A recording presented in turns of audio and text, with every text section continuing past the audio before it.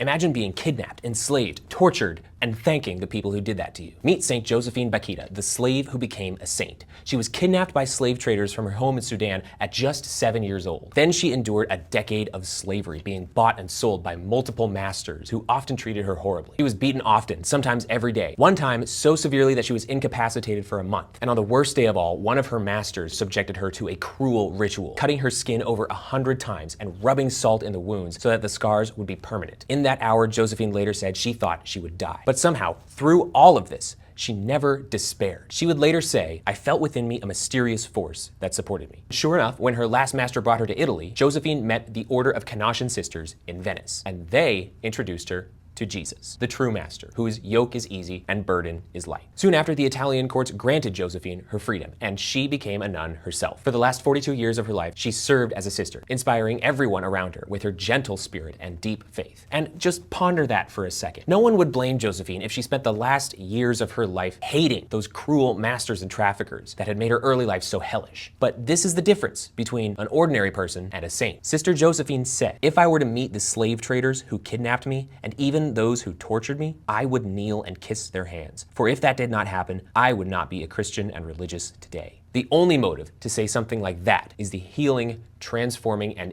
infinitely powerful love of Jesus Christ.